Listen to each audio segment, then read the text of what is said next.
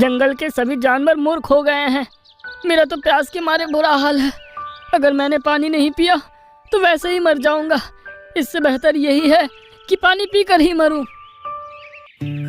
एक जंगल में शेर खान नाम का एक बहुत ही क्रूर शेर रहा करता था। जंगल के सभी जानवर शेर खान के नाम से बहुत खौफ खाते थे। शेर खान जब भी जंगल में निकलता तो सभी जानवर डर के मारे अपने अपने घरों में दुबक जाते। शेर खान की जिस किसी भी जानवर को खाने की मर्जी होती, शेर खान उसे खा जाता। शेर खान बच्चों और बूढ़ों तक को नहीं छोड़ता था। सभी जानवर शेर खान के आतंक से बुरी तरह तंग आ चुके थे। तो वहीं दूसरी ओर शेर खान का मंत्री चार्ल्स, जो कि एक चीता था, वो शेर खान से ज्यादा क्रूर था। वो दिन भर शेर खान जंगल के वासियों के खिलाफ शेर खान के कान भरता रहता और शेर खान को बताता रहता कि इस समय जंगल का कौन सा जानवर तगड़ा और स्वादिष्ट है। शेर खान अपने मंत्री चार्ल्स पर आंख बंद करके भरोसा करता था।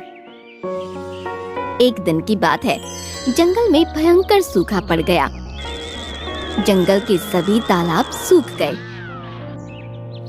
सिवाय एक तालाब के।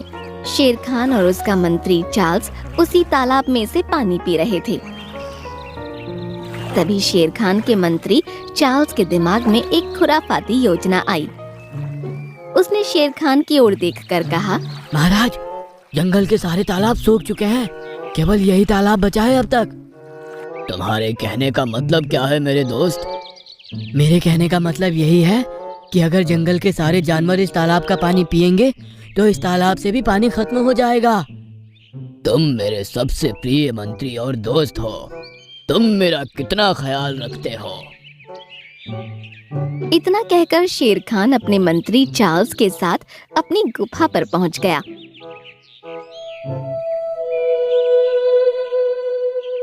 और उसने सारे जंगल में ऐलान करवा दिया कि अब से जंगल का कोई भी जानवर उस तालाब में जाकर पानी नहीं पिएगा। अगर कोई भी जानवर तालाब में पानी पीता हुआ पकड़ा गया तो वो उसी वक्त मार दिया जाएगा। शेर खान के इस फैसले से जंगल के जानवरों में खलबली मच गई, मगर किसी में इतनी हिम्मत नहीं थी कि वो इस फैसले के खिलाफ बगावत कर सके, क्योंकि शेर खान और चार्ल्स की जोड़ी बहुत ताकतवर थी। कुछ ही दिनों में जंगल के जानवर प्यास की वजह से इधर उधर तड़पने लगे। कुछ समय बाद जंगल के सभी जानवर एक जगह जमा हुए। हाथी दादा, जो उन सब में सबसे ज्यादा समझदार थे, सभी जानवरों की ओर देखते हुए बोले, हम ऐसे कब तक प्यास से तड़पते रहेंगे? कुछ दिन तक अगर यही हाल रहा तो धीरे धीरे करके जानवर मरने शुरू हो जाएंगे। मिंकू बंदर, जिसका नंबर समझदारी में हाथी दादा के बाद आता था, वो हाथी दादा की ओर देखकर बोला, तो फिर हम कर भी क्या सकते हैं हाथी दादा? हम उन दोनों का मुकाबला नहीं कर सकते। मेरा ख्याल है कि हम सबको जंगल छोड़कर यहाँ से चले जाना चाहिए। मैं दूसरे जंगल में भी आता जाता रहता हूँ। दूसरे जंगल का हाल भी हमारे ही जैसा है। हर जंगल में आपको शेर खान जैसे राजा ही मिलेंगे। मिंकू बंदर की बात सुनकर हाथी दादा मायूस होकर बैठ गए और वहाँ बैठे हुए सभी जानवर निराश होकर अपने अपने घर चले गए। कुछ समय ऐसे ही बीत गया। उसी जंगल में हैरी और एडवर्ड नाम के दो हिरण भाई रहा करते थे। हैरी हिरण एडवर्ड हिरण से उम्र में बड़ा था। एक दिन की बात है, हैरी हिरण गहरी नींद सो रहा था और एडवर्ड हिरण का प्यास के कारण बुरा हाल था। वो बड़बड़ाता हुआ अपने आप से बोला, जंगल के सभी जानवर मूर्ख हो गए हैं। मेरा तो प्यास के मारे बुरा हाल है। अगर मैंने पानी नहीं पिया तो वैसे ही मर जाऊंगा। इससे बेहतर यही है कि पानी पीकर ही मरूं। इतना कहकर वो अपनी जान की परवाह न करता हुआ सीधा उस जंगल के तालाब के पास पहुंच गया और तालाब का पानी पीने लगा। एडवर्ड तालाब का पानी पी रहा था कि तभी एक रंग बिरंगी सुंदर बड़ी सी मछली एडवर्ड से बोली, तुम्हें इस तालाब का पानी नहीं पीना चाहिए। क्या तुमने अपने निर्दयी राजा का आदेश नहीं सुना? हाँ, मैंने सुना, लेकिन अगर मैं पानी नहीं पीता तो प्यास के कारण वैसे ही मर जाता। एडवर्ड हिरन ने इतना कहा ही था कि तभी उसके कानों में किसी की गुर्राहट की आवाज टकराई। उसने जैसे ही पलट कर देखा तो सामने शेर खान का मंत्री चार्ल्स चीता खड़ा हुआ उसे गुस्से से घूर रहा था। एडवर्ड डर से कंपकपाते हुए चार्ल्स चीते की ओर देखकर बोला, मुझे बहुत प्यास लग रही थी, मुझे क्षमा कर दो। तेरी इतनी हिम्मत मामूली हिरन कि तू राजा के आदेश को चुनौती दे। तेरी मौत तो अब निश्चित है। इतना कहकर चार्ल्स चीते ने एडवर्ड हिरन को बड़ी बेदर्दी से मार दिया। इस सारे दृश्य को तालाब की वो बड़ी सी मछली आंखों में आंसू लिए हुए देख रही थी। इत्तेफाक से एक पेड़ के ऊपर इस दृश्य को मिंकू बंदर भी देख रहा था।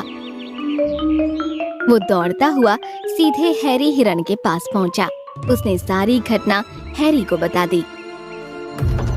अपने भाई की मौत की खबर सुनकर हैरी दौड़ता हुआ वहां आया। चार्ल्स चीता वहां से जा चुका था। अपने भाई को जमीन पर पड़ा हुआ खून से लथपथ देख वो फूट फूट कर रोने लगा। मैंने तुमसे मना किया था छोटे भाई, लेकिन तुम नहीं माने। काश तुम मेरी बात मान जाते तो आज जीवित होते, लेकिन मैं तुम्हारी मौत का बदला जरूर लूंगा। मैं शेर खान और चार्ल्स चीते को जीवित नहीं छोड़ूंगा। लेकिन तुम ऐसा कैसे कर सकते हो? वो दोनों बहुत ताकतवर हैं। मिंकू ने इतना कहा ही था कि तभी तालाब के ऊपर से रंग बिरंगी किरणें फूटने लगीं। देखते ही देखते उन दोनों की आंखों के सामने उस बड़ी सी मछली ने एक सुंदर परी का रूप धारण कर लिया। कौन हो तुम? मैं एक जादुई परी हूँ जो बरसों से इस तालाब में मछली के रूप में रह रही हूँ। वैसे तो मुझे तुम सबकी दुनिया में दखल देने की इजाजत नहीं है, लेकिन इस हिरण के आंसू मुझसे देखे नहीं गए। परी की बात सुनकर हैरी हिरन रोता हुआ परी से बोला, तुम तो जादुई परी हो, तो मेरे भाई को भी जीवित कर सकती हो। नहीं हैरी, जीवन और मृत्यु सिर्फ ईश्वर के हाथ में है। मैं इसमें कुछ नहीं कर सकती, लेकिन मैं तुम्हारी मदद जरूर कर सकती हूँ। तुम शेर खान और उसके मंत्री को जान से मार दो। हमारे लिए इससे बड़ी मदद क्या होगी? नहीं, वो दोनों स्वयं एक दूसरे को मारेंगे।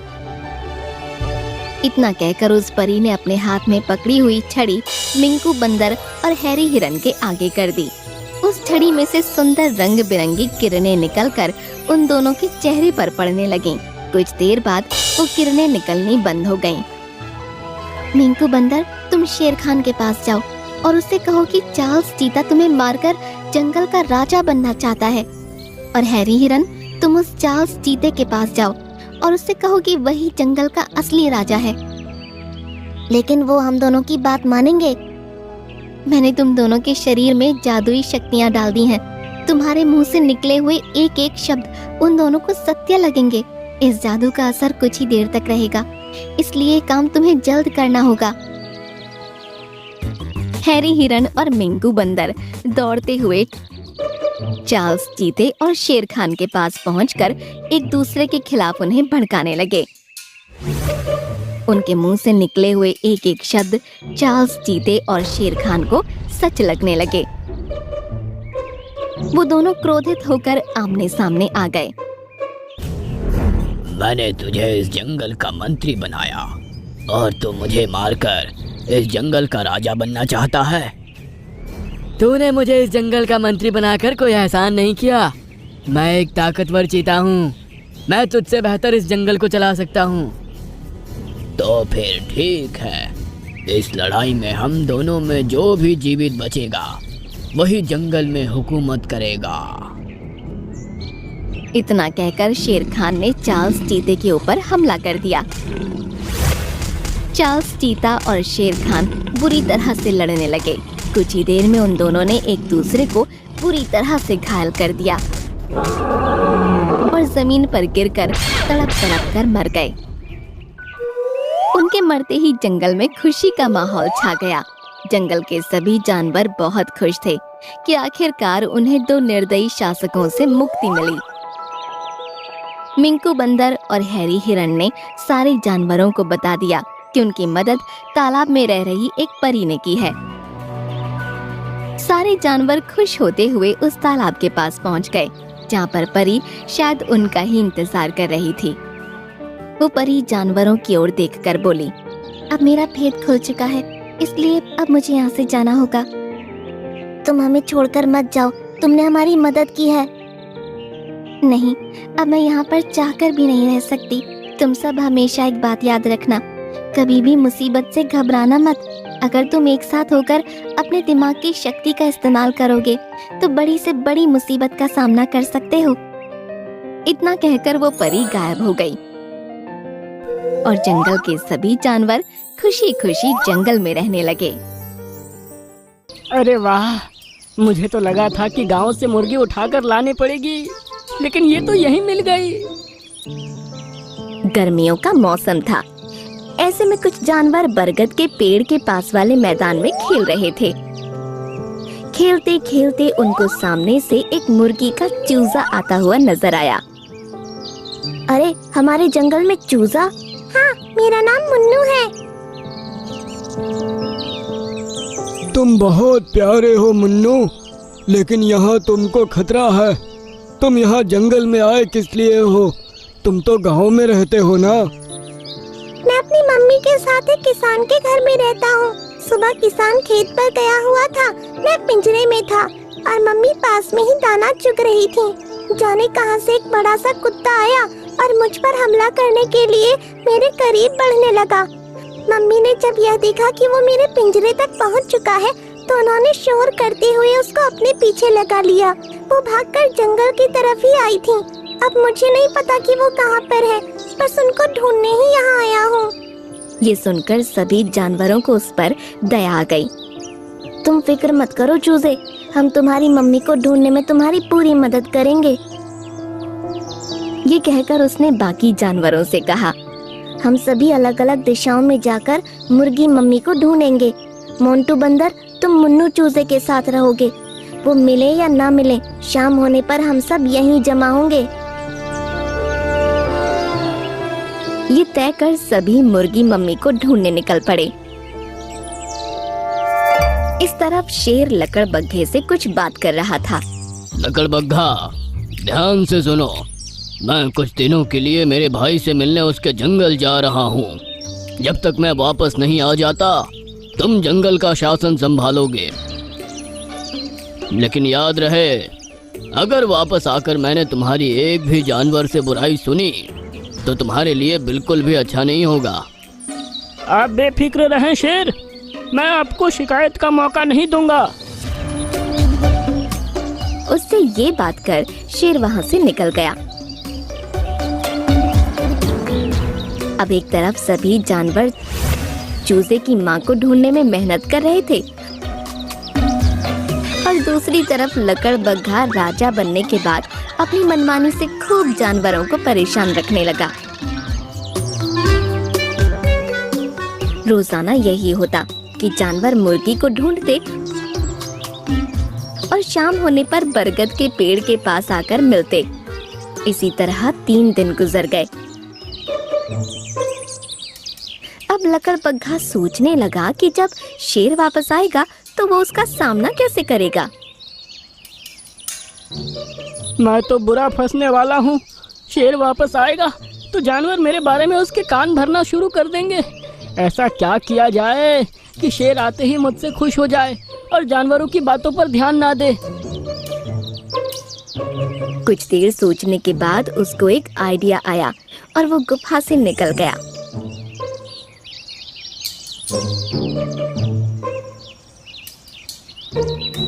कुछ ही दूरी पर उसको मुर्गी मम्मी नजर आई। उसी टाइम मोंटू बंदर भी वहाँ मुर्गी मम्मी को ढूंढता हुआ गुजर रहा था। अरे मुर्गी मम्मी, तुम यहाँ हो? अरे वाह, मुझे तो लगा था कि गांव से मुर्गी उठाकर लानी पड़ेगी, लेकिन ये तो यहीं मिल गई। ऐसा कहकर वो मुर्गी की तरफ तेजी से झपटा, लेकिन मुर्गी इससे अपनी जान बचाकर भागने लगी। मुझे। तुझे छोड़ दिया तो शेर क्या खाएगा?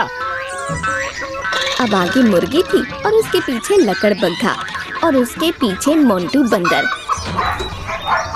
मुर्गी भागते भागते शेर की गुफा के अंदर ही घुस गई।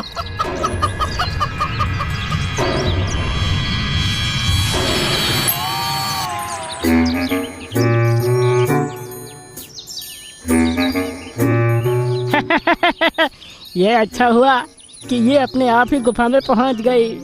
लकड़बग्घा, तुम उस मुर्गी को अभी के अभी रिहा कर दो। मैं इस मुर्गी को नहीं छोड़ने वाला। शेर वापस आने वाला है। जब मैं उसको उसकी पसंदीदा मुर्गी भेंट करूंगा तो वो मुझसे खुश हो जाएगा। ऐसा कहकर उसने अपने 2 और साथियों को बुलवा लिया। वो दोनों गुफा के बाहर रुककर पहरा देने लगे और लकड़बग्घा खुद अंदर चला गया।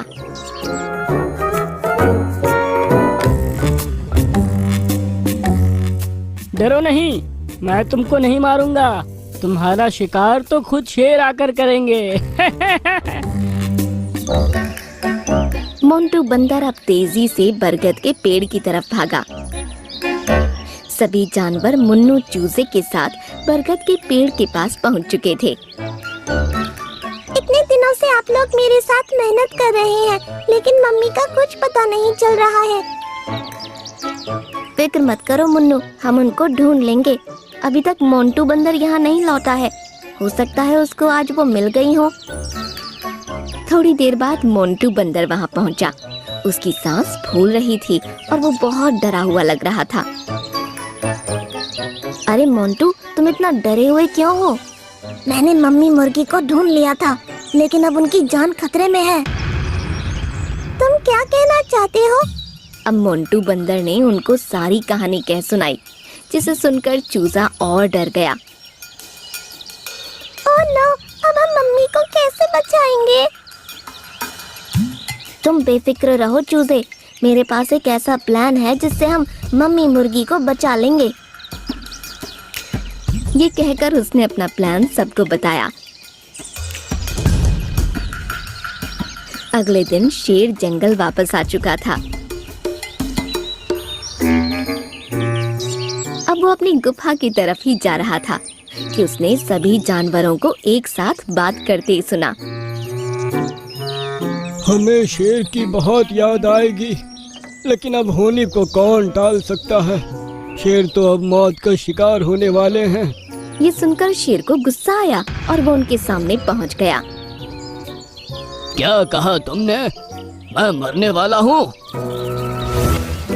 शेर, हमने कुछ नहीं कहा, कुछ नहीं कहा। ज्यादा होशियार मत बनो। मुझे बताओ कि कौन कह रहा है मैं मरने वाला हूँ। हम आपको कुछ नहीं बता सकते शेर, वरना हमारी जान भी खतरे में आ जाएगी। तुम मुझे बताते हो या मैं ही तुमको खत्म कर दूं? नहीं नहीं, बताता हूँ शेर। लकड़बग्घा ने तुम्हारे जाने के बाद जब से जंगल को संभाला है, उसकी सभी बहुत ज्यादा इज्जत करने लगे हैं। इसलिए वो चाहता है कि तुमको मार कर अब हमेशा के लिए जंगल पर राज करे। क्या उसको लगता है कि मुझे मारना इतना आसान है? हाँ, उसको पता है आपको वो नहीं मार सकता, इसलिए उसने एक प्लान बनाया है। कैसा प्लान? पास ही के गांव में बर्ड फ्लू फैला है, जिसकी वजह से मुर्गे और मुर्गियों में इतना वायरस फैल गया है कि जो भी उनको खा रहा है उसकी मौत हो रही है। इसी वजह से गांव वालों ने अपने घर के मुर्गे मुर्गियों को बाहर निकाल फेंका और लकड़बग्घा ने उन्हीं में से एक मुर्गी को गुफा के अंदर रखा है। उसका प्लान है कि तुमको तोहफे के रूप में मुर्गी भेंट करेगा